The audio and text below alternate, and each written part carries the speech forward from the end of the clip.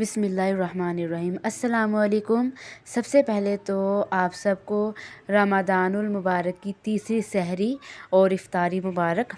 और सब सुबह अब रमज़ानुल मुबारक है और सहरी में जल्दी उठ जाते हैं, तो बस सहरी की तैयारी करते हैं। तो जब भी आप सहरी में उठें तो मैं कहती हूँ कि हमेशा जल्दी उठ जाएं। 15-20 मिनट उठ के अल्लाह ताला से दुआएं मांगें। जो आपने अल्लाह से मांगना है, जो कुछ लेना है, अल्लाह ताला से मांगें, दुआएं करें, रो रो के करें, क्योंकि अल्लाह ताला हमारे दिलों के बहुत करीब है। अल्लाह ताला हमारी पुकार ज़रूर सुनते हैं। और अपने ख़ुद को पॉजिटिव रखें।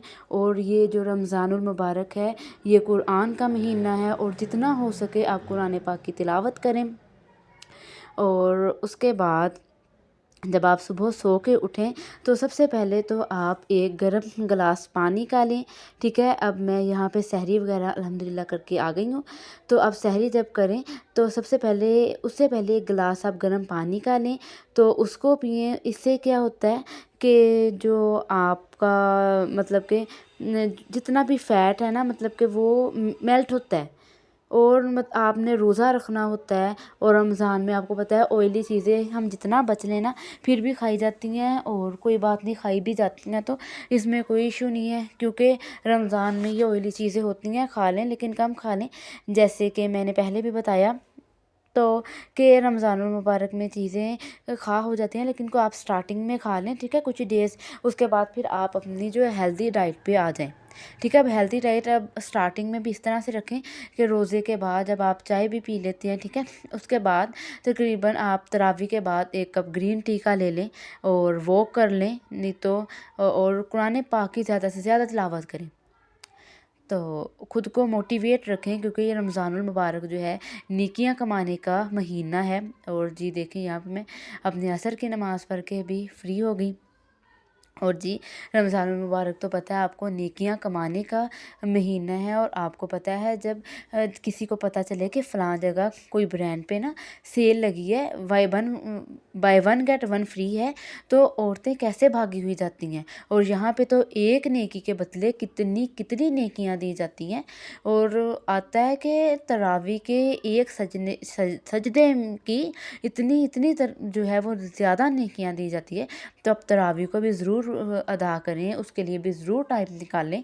अगर तो मर्द हैं वो तो मस्जिद में इजीली जा सकते हैं। अगर आप औरत हैं, लेडी हैं आप, तो आपके अगर घर के करीब कोई है जिनके घर में तरावी पढ़ाई जाती है, तो आप वहाँ जाएं, नहीं तो आप अपने घर में तरावी अदा कर लें, ठीक है। 20 तरावी है पढ़ें, मज़े से पढ़ें, ठीक है। अगर 20 नहीं आप पढ़ सकते, चलें उससे कम ही पढ़ लें, लेकिन तरावी ज़रूर अदा करें। और क्योंकि ये तो रमज़ानुल मुबारक में एक बार आती है साल बाद, तो इसको मिस नहीं करना चाहिए, ज़रूर पढ़नी चाहिए। और भी ऐसी जो छोटी छोटी नेकियां हैं, और सिला रहमी करना, जितना जितना हमें अल्लाह पाक ने हुक्म दिया ज़रूर करना चाहिए। और और वैसे भी रमज़ानुल मुबारक में आप देखते हैं कि अल्लाह ताला हमारे जो दस्तरखानों को कितना वसी कर देता है। कितनी मतलब कि मेहमानी होती है, ये अल्लाह की तरफ से ही होती है। वैसे कहाँ हमारे दस्तरखान इतने भरे होते हैं। और उसके बाद आप ट्राई करें कि जब आप पानी पिए ना, मतलब खजूर खा लें, खजूर के बाद पानी पी लें। कहते हैं कि खजूर के फ़ौरन बाद पानी नहीं पीना चाहिए, कोई चीज़ थोड़ी बहुत खा के ना फिर पानी पी लें, ये ना मतलब स्टमक के लिए भी ठीक होता है। बस मैं भी ऐसे ही करती हूँ कि खजूर खाने के बाद थोड़ा सा कुछ खा पी लेती हूँ, उसके बाद पानी पीती हूँ, तो वो ठीक होता है। और आप अगर इफ्तारी के टाइम रोटी बना लें, रोटियां बना के रख लें, और चाहे हाफ़ रोटी भी ले लें, तो इससे क्या होता है कि हम ऑयली चीज़ों से, और हमने जो इतनी फ्राई चीज़ें की होती हैं ना, उससे हम काफ़ी हद तक बच जाते हैं। क्योंकि जब हम रोटी खा लेते हैं ना, तो उससे हमारा स्टमक काफ़ी हद तक फुल हो जाता है। तो फिर उसके बाद इतनी ऑयली चीज़ों की, फ्राई आइटम्स की कोई इतनी तलब ही नहीं होती। और पहले अशरी की जो दुआ है, रब्बि गफ़ीर वरहम व अंता खैरुर राहिमीन, उसको भी आप ज़्यादा से ज़्यादा उसकी तिलावत किया करें, ज़्यादा से ज़्यादा उसकी तस्बीह किया करें। उसके बाद इस्तग़फ़ार की तस्बीह करें, सुबहानल्लाहि व बिहम्दिही सुबहानल्लाहिल अज़ीम की, दुरूद पाक की। और अब इस तरह तरावी में आपको जब भी मौका मिले तो सॉरी रमज़ानुल मुबारक में जब भी आपको टाइम मिले, मौका मिले, तो सलातुल तस्बीह भी ज़रूर पढ़ें, ठीक है। उसके बाद फ्राइड आइटम्स के साथ साथ फ्रूट चाट भी ज़रूर बनाएं, ठीक है। हमने तो चना चाट बनाई है, ठीक है। अंदर वाइट चने डाल लें, ब्लैक चने डाल लें, बंद गोभी डाल लें। उसके बाद अंदर जो भी फ्रूट घर में अवेलेबल है, एप्पल है, बनाना है, वो डाल लें, तो उसकी चाट बना के भी खाएं। मतलब कि हम इस तरह की समोसे ले रहे हैं, चिप्स फ्राइड आइटम्स खा रहे हैं, ठीक है। उसके साथ साथ हेल्दी चीज़ें भी खाएं। और जब ऐसी चीज़ें खाएं, अल्लाह ताला ने इतनी नेमतें हमें दे रही हैं, तो ये खाएं, ये खाते भी जाएं और साथ साथ अल्लाह ताला का शुक्र भी अदा करते जाएं। और कि अल्लाह ताला ने हमें इतनी नेमतों से नवाजा है। और खुद का भी ख्याल रखें, अपने इर्द गिर्द के लोगों का भी ख्याल रखें। बस यहाँ पे भी अब अफ्तारी का टाइम हो रहा है, तो बस आपको पता है जैसे ही अब तकरीबन 3 बजे के बाद तो गैस आती है, तो जैसे ही गैस आता है और हम अपनी तिलावत वगैरह से फ्री होते हैं, तो उसी टाइम फ़ौरन अफ्तारी की तैयारी में लग जाते हैं। क्योंकि 6 बजे के तकरीबन कुछ देर बाद ही रोज़ा खुल जाता है, रोज़ा अफ्तार हो जाता है।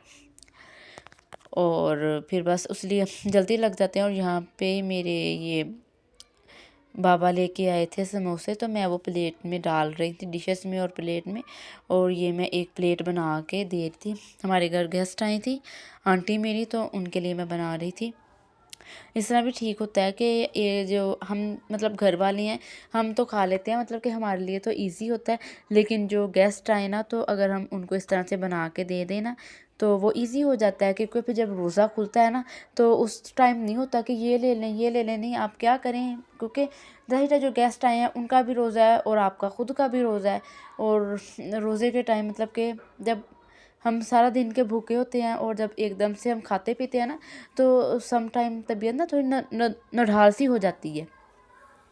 सो इसलिए उनके लिए भी पहले एक प्लेट बना के रख दें, ताकि आपके लिए भी मुश्किल ना हो।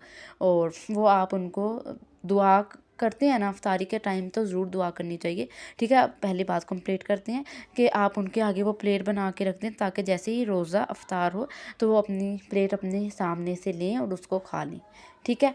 और उसके बाद जब आप अफ्तारी के लिए बैठे ना, तो मैं अपनी मम्मा को भी कहती हूँ कि अब जब रोज़े का टाइम हो गया ना, 10-15 मिनट रह गए हैं, तब आप रोक दिया करें काम, मुझे भी ना काम कहा करें। तब दुआ का वक़्त होता है, दुआ मांगने का, दुआ के लिए ख़ुद भी बैठ जाएं, मुझे भी बैठाएं साथ। सो आप भी ऐसे ही किया करें, दुआ करने के लिए बैठ जाया करें और खूब अल्लाह ताला से दुआ किया करें, गिड़गिड़ा के दुआ किया जाए करें, क्योंकि सच्चे दिल से किया करें, ठीक है। और क्योंकि उस टाइम जो है बंदा पूरे दिन का भूखा होता है, तो अल्लाह ताला फरमाते हैं कि इस टाइम मेरा बंदा मेरे से जो भी मांगेगा ना, मैं उसको ज़रूर अता करूँगा।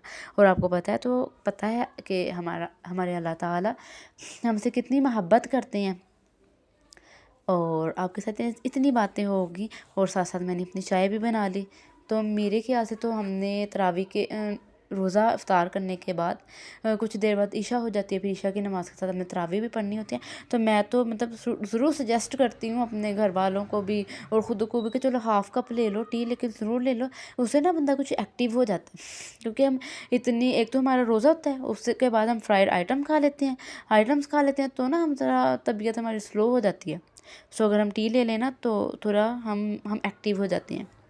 सो अब मेरे चैनल को भी ज़रूर सब्सक्राइब कर दीजिएगा। बाकी अल्लाह ताला मुझे और सब सब्सक्राइब जितने भी यूट्यूबर्स हैं सबको कामयाब करें, मेरे सब सब्सक्राइबर्स को कामयाब करें, सब यूट्यूबर्स को कामयाब करें।